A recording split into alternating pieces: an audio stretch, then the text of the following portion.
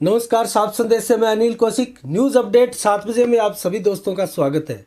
तो दोस्तों, आज फिर 7 बजे की चर्चा में हमारे साथ स्टूडियो में मौजूद है अजय सिंह जी राठौड़। अजय सिंह जी, आपका स्वागत है। जी, आपका बहुत बहुत धन्यवाद। तो अजय सिंह जी, हमने कल परसों भी चर्चा की थी, कल भी की थी, और संभवतः एक दिन हम चर्चा और करेंगे, तब जाकर ये कांदलों का जो इतिहास है वो सारा हम दर्शकों को बता पाएंगे। तो आज की चर्चा में हम कल की चर्चा को ही आगे बढ़ाते हैं। आपने संभवतः खेत सिंह जी तक चर्चा की थी जी जी कल स्टूडियो में। तो मैं जानना चाहूँगा कि भादरा के जो कांदल वंश के शासक थे वो कौन कौन से थे? खेत सिंह जी के बाद में कौन से थे, उनके बारे में थोड़ा बताएं आप। देखिए जी, इसमें खेत सिंह भटनेरी जो मारे गए, उनके 3 पुत्र थे, साईंदास जी, गणेश जी और बाघ जी। जी जी। तो साईंदास जी से मेन मुख्य खाप है वो चली। उससे पहले मैं एक थोड़ा सा बता दूं, बाघ सिंह जी जो है वो साईंदास जी के भाई थे। जी। और बीकानेर तो गए, मुंशी सोनलाल ने साफ शब्दों में लिखा है कि गोगामेड़ी से 1 मील दूर जी। गोरख टीला में बाघ जी ने एक मकान की तामीर करवाई थी। ये ईस्वी सन 1539 में। जी और इनका भी वर्णन सुजा बिठू ने अपने 2 छंदों में किया है। जी। जी तो अब साईंदास जी पर ज़्यादा तो नहीं मिलता, किंवदंतियाँ ज़्यादा मिलती है, तो फिर भी अपने प्रकाश डालेंगे। साईंदास जी को अपने हिस्से में वो सभा का ठिकाना मिला था। जी। और साईंदास जी ने अनेक युद्धों में भाग लिया। कामरान के साथ जो युद्ध हुआ बाद में बीकानेर में, जिसमें कामरान हार गया था, उसमें भी साईंदास जी ने भाग लिया। और उन पे भी सुजा बिठू ने अपने छंद संख्या 326 में बहुत सुंदर वर्णन किया है। साईंदास जी सांगा कछुआ की सहायता में आमेर गए। मालदेव जी ने जब बीकानेर पे चढ़ाई की तो साईंदास जी जैत सिंह की मदद को गए थे, लेकिन इस युद्ध में राव जैत सिंह जी मारे गए थे। और एक मेन मुख्य घटना जो अपने क्षेत्र की है और बहुत प्रचलित है, दड़बा के भिल्ला बेनीवाल। जी। दड़बा संभवतः हरियाणा। हाँ, दड़बा सरसा के पास में पड़ता है। और वहाँ के शासक थे भिल्ला बेनीवाल। और भिल्ला बेनीवाल से बीकानेर वाले ज़्यादा वो थे। तो एक बार जब साईंदास जी बीकानेर कल्याणमल जी से मिलने गए तो उन्होंने अपने पैर है वो मोड़ रखे थे। इतिहास में प्रचलित है। और बीकानेर वाले कहते थे कि कांदल बावड़ा है। कांदल बावड़ा तो हाँ, क्योंकि राज बनाए भतीजा दे दियो, भोला खा सदाई। तो साईंदास जी पूछो कि हुक्म पग क्या बेड़ा कर रखे, कोई दर्द है या और है? कि पगा में तो बिल्लो बनी वाला अड्डे। ये उनका एक कहने का तरीका था, मान लो कि बिल्ला बहने वाले को कुछ इलाज करना है। तो साईंदास जी अपने साथियों सहित गए और दड़बा में जाके बिल्ला बेनीवाल पे हमला किया। तो ये चर्चा थोड़ी लंबी है, लेकिन शॉर्ट में बताता हूँ। बिल्ला बेनीवाल उसमें मारा गया। तो कांदल जी, साईंदास जी उस समय अकेले ही थे।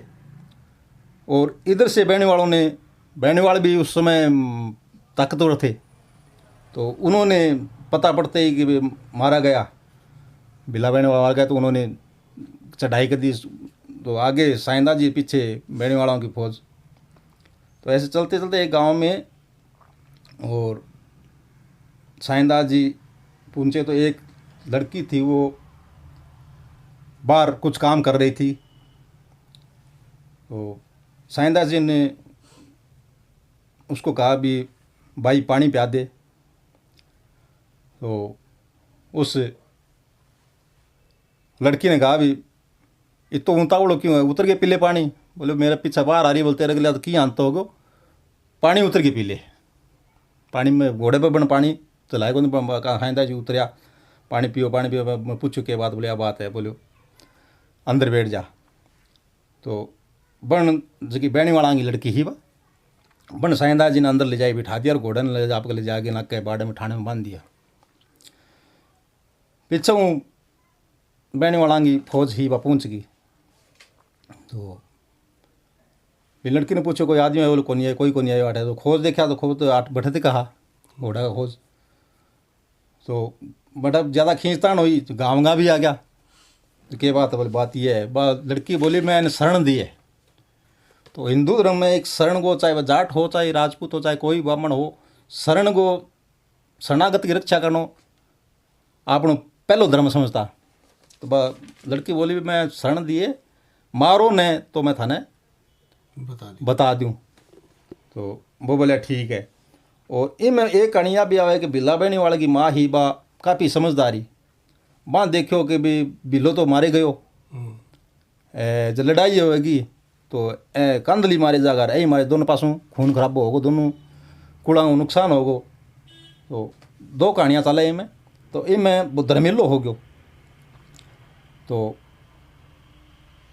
बस बन लड़की बाद में अमल गाँव का मिल गया अमल पानी करा के बहनी वाला और साइंदास जी को समझौतो करवा दियो धर्मेलो कर दियो। तो कांदल जी भी इन टाइम प्रण करियो भी मेरा आना जगह वंशज है मेरा जितना भी गाँव होगा बट है बहनी वाला की जी बेटी ब्याज गया होगी बा हमारी बेटी या बुआ होगी। तो अब चीज कल तक भी बहनी वाला साइंदास होता गाँव में जो भी बहनी वाला की बेटी ब्याह दिया बा बहन या बुआ ही लग गए बा घूंघट कौन करे। ये लंबे समय तक चलता लंबा समय तक पीछे तक चला है। अब जाके कुछ थोड़ा जातिवाद हुआ लेकिन ये धर्म मेरे दादो साहब को भी धर्मेलो बहने वाला में हो, मेरे पिताजी को धर्मेलो बहने वाला में हो। तो ये धर्मेले की परंपरा आपने ये रोचक बात बताई है, बहुत बढ़िया बात बताई है। तो आगे के शासक इससे कौन रहे साइंदास जी के आगे? तो बाद में कुछ थोड़ा और है लेकिन समय का अभाव है।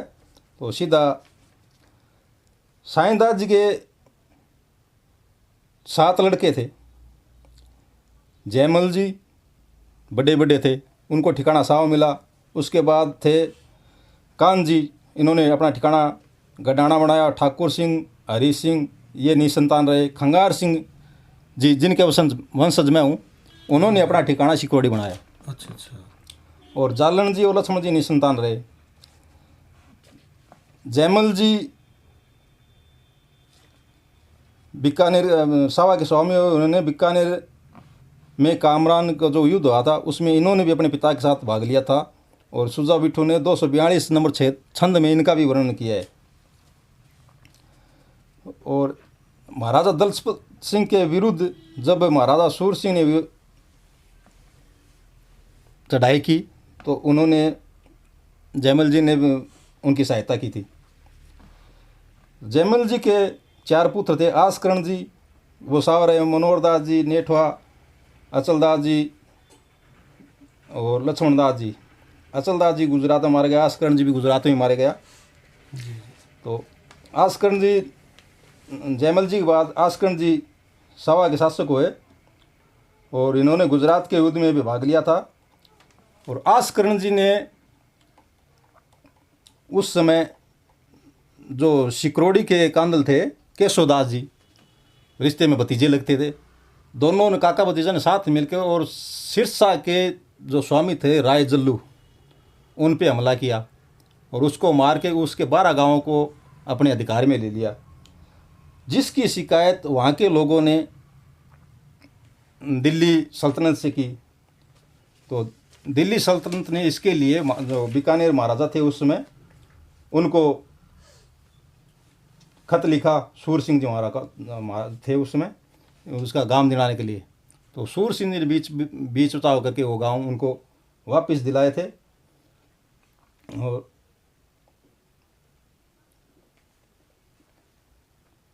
अपने ये आप रहे उमराव नाम से एक कांदल जी की किताब उसके लेखक ने भी आसकरण जी और उसके 4 पुत्रों का महाराजा पद्म सिंह के समर्थन में गुजरात के युद्ध में वीरगति को प्राप्त होना लिखा है। ये युद्ध संभवतः 1739 विक्रम संवत और ईस्वी सन 1683 में हुआ था।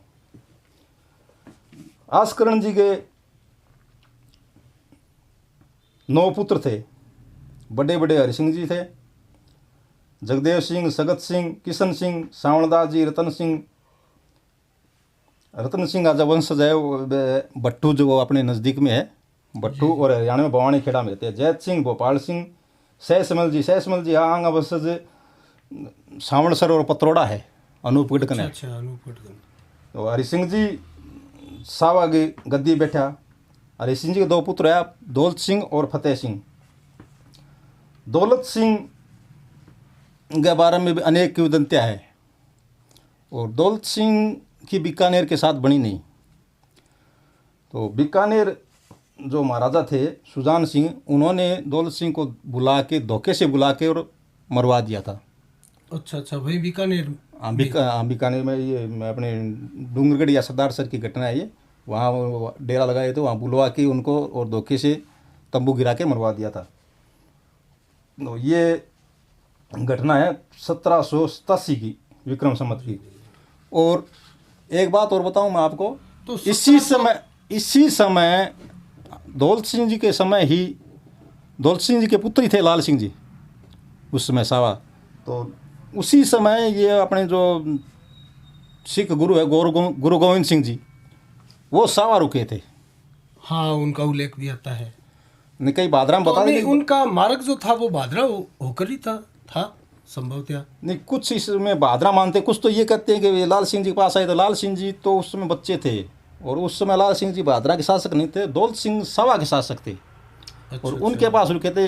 कुछ मानते हैं ये इधर माधो सिंगाड़ा होते नौर होते हुए और उधर से निकले थे। उस रास्ते के ऊपर ये अपने गुरु गोविंद सिंह के नाम से रोड भी पास हुई है।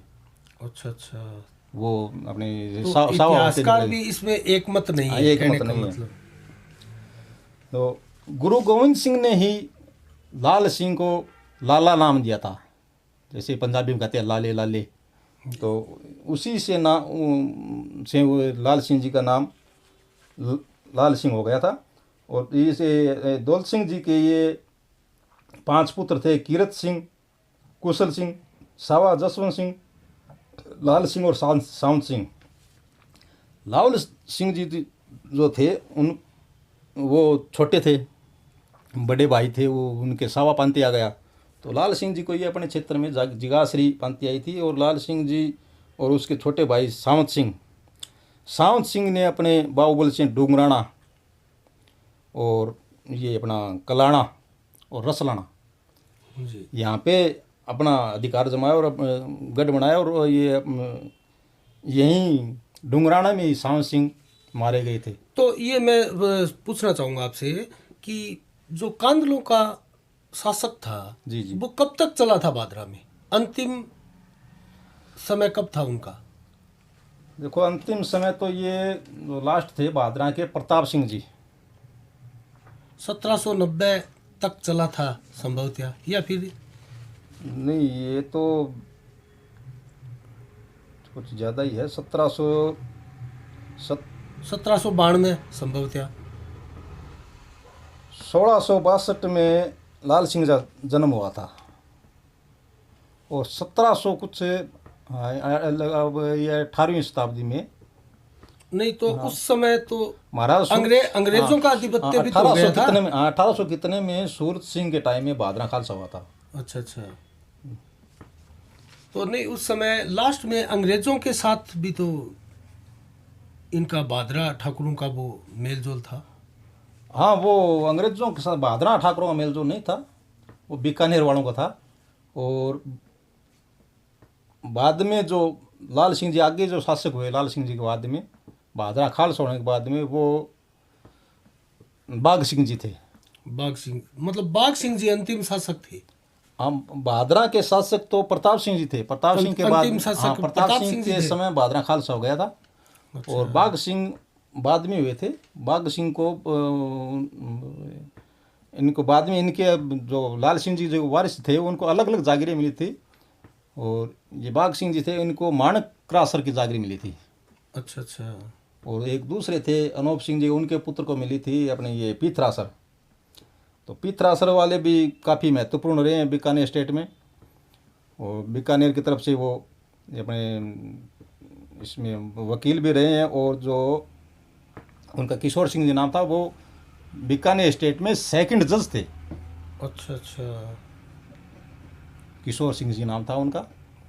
और बाघ सिंह जी थे, वो बाघ सिंह जी ने इधर अपने इलाके में और हिसार में इस तरफ जो विद्रोह हुए थे, स्वतंत्रता आंदोलन को या विद्रोह को, उनमें उन्होंने बीकानेर की तरफ से भाग लिया था। जी जी जी। अंग्रेज़ों की सहायता मान लो, या वो मतलब बीकानेर की तरफ से ही गए थे। अच्छा, मैं अजय सिंह जी एक चीज़ और पूछना चाहूँगा, आपके पिताजी भी यहाँ संभवतः वो एसडीएम के पद पर रहे थे? हाँ जी, मेरे दादो साहब, क्योंकि हम तो खालसा में थे, ना देते थे ना लेते थे, बीकानेर से बनती नहीं थी, तो मेरे दादो साहब वो अंग्रेज़ों के समय जेलर थे, ठाकुर साहब खंग सिंह जी। और मेरे पिताजी पटवारी से शुरुआत की और एसडीएम से रिटायरमेंट हुए थे। अच्छा, एसडीएम से। ये कौन से सन की बात है? ये मेरे पिताजी रिटायरमेंट हुए थे जब 1980 में। 1980 में। 1900, ये जो अपने भादरा तहसील जो जड़ी थी, ये कांदलवश का या बाद में गंगा सिंह जी का ये अपने होता था, गुड़साल होती थी, गुड़साल होती थी। बाद में इसमें कचेड़ी लगती थी, और वो जड़ी थी। वो उस समय यहाँ के प्रशासक थे, वो मेरे पिताजी थे, नौर और भादरा दोनों शामिल थे उस समय। अच्छा अच्छा अच्छा। जब तहसील जलने का समय था, उस समय की बात कर हाँ, रहे हैं? उस समय मेरे पिताजी ही थे यहाँ तो के ये जो प्रशासक। तहसील जली थी, ये कौन सी सन में लगभग ये कांड हुआ था? ये निश्चित तारीख तो मेरे याद नहीं, ये है तो 80 से पहले की। मतलब 1980 से पहले की घटना है ये? हाँ, 80 से 75 की होगी शायद, क्योंकि तहसील में पिताजी जब रिटायरमेंट हुए तो अपने ये जो गांधी पार्क है उसमें कोर्ट लगती थी। अच्छा अच्छा। मैं पढ़ता था, छोटा था, मेरे को ध्यान है।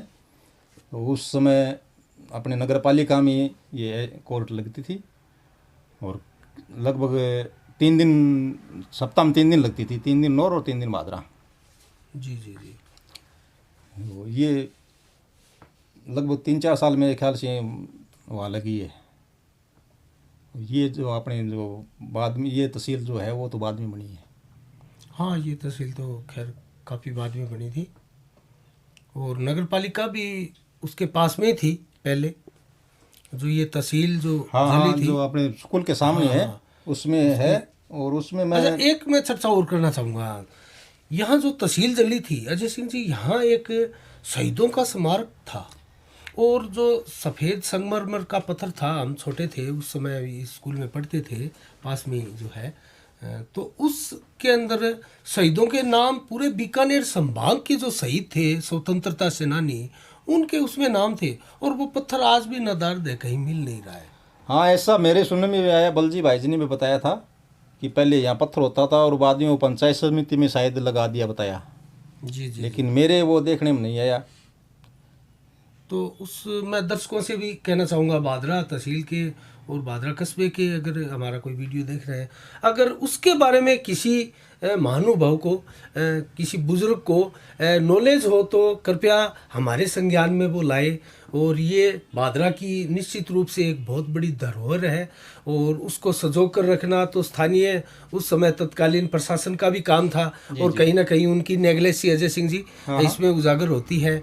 तो उस पर आप क्या कहेंगे? देखो, जो ऐतिहासिक महत्व की चीज़ें हैं, चाहे छतरी हो, चाहे शिलालेख हो, इनकी रक्षा करना नागरिकों की भी जिम्मेदारी है और प्रशासन की भी। जी जी जी। अब जैसे अपने अनूप शहर में ये अपने लाल सिंह जी के टाइम में ही महाराजा जोरावर सिंह बीकानेर मृत्यु को प्राप्त हुए थे, और वहीं उनका अंतिम संस्कार हुआ था। और उनके साथ यहाँ पे कई पात्रें और रानियाँ सती हुई थी, और उनके पीछे तक विशालकाय छतरी थी। और लेकिन वो गांव की अनदेखी के कारण या कुछ भी समझ लो, लोग उसकी एक एक ईंट ले गए। नहीं, आप किसकी बात कर रहे हैं मैं समझ नहीं पा रहा। एक बीकानेर का शासक था, जो यहाँ बादरा से आया था और जाते वक्त अनूप शहर अनूप वहाँ शहर में उनकी महाराजा मृत्यु हो गई थी। हाँ महाराजा जोरावर सिंह उन अच्छा महाराजा जोरावर सिंह, तो उनकी जो है वो बताई जा रही है अनूप अनूप शहर शहर में, में। अनूप शहर में तो छतरी क्या है। आज भी है क्या वो? अब तो खाली अवशेष है, सब फूट गई। उसके लिए ये अपने जो है त्यागी जी, बागेश्वर जी त्यागी, उन्होंने काफ़ी प्रयास भी किया था, उनकी रुचि भी है इतिहास में भी, और उन्होंने 2 किताबें भी लिखी है, बटनेर का इतिहास और गंगाना रामानगढ़ का इतिहास, ऐसे करके। अच्छा अच्छा। तो उन्होंने काफ़ी कोशिश भी की थी, और उसमें जो शिलालेख के जो टुकड़े लोगों ने तोड़ दिए, कुछ टुकड़े उनको मिले, वो उन्होंने शायद सजो कर रखे हैं उन्होंने। उन्होंने शायद स्कूल में संजो कर रखे हैं। तो वो अगर जल्द देखते हैं उधर भी हाँ, जाना शहर होगा के तो वो स्कूल लेके में। भी आएंगे। हाँ नहीं, वो बागेश्वर जी से बात कर लेंगे। और कुछ लोगों ने ईर्ष्यावश मान लो या कुछ भी मान लो, कुएं में डाल दिए, बताए, वो त्यागी जी बता रहे थे मेरे को, अच्छा अच्छा। पत्थरों को तोड़ के। तो ऐसा तो नहीं होना चाहिए, ये तो ऐतिहासिक धरोहर होती है हमारी। और अपने भी यहाँ कल्याण भूमि में काफ़ी कांदल वंश की छतरियाँ हैं, जिनमें एक अभी भी मौजूद है, राम सिंह जी जुझार जी की, जी। और उसके पास में ही लाल सिंह जी की छतरी थी। तो वो अब समाप्त हो चुकी, लेकिन उसकी जगह जो कल्याण भूमि कमेटी है उसने एक चूतरा सा बनाया है। और अन्य छतरियों पे मैंने काफ़ी बार कोशिश की है, बल जी के साथ में गया हूँ, लेकिन उनमें क्या कर रंग रोगन होने से वो पढ़ नहीं सकते। उनकी प्राचीन पहचान जो है वो छुप गई। हाँ, अंदर उनमें रंग कर दिया। पहले क्या है कि उसमें सिर्फ एक लाइन खींच के एक एक गड़े जैसे लिखते हैं, वैसे लिखाई होती थी, लेकिन वो अब उसमें बार बार पुताई होने से वो पढ़ने नहीं आती भी किसकी छतरी है, लेकिन है कांदल वंश की ही। हम भी दर्शकों को एक दिन कल्याण भूमि की वो ऐतिहासिक छतरियों के बारे में भी बताएंगे। अच्छा, छतरियों के बारे में एक छोटी सी बात और बताऊं। छतरी में जो राजपूत यानी क्षत्रिय की जो छतरी होती है, उसमें शेर, हाथी और घोड़े बने होते हैं। जी जी। और जो साधु संत की होती है, उसमें हिरण, मोर, खरगोश ये बने होते हैं। नहीं तो इनका क्या संकेत है?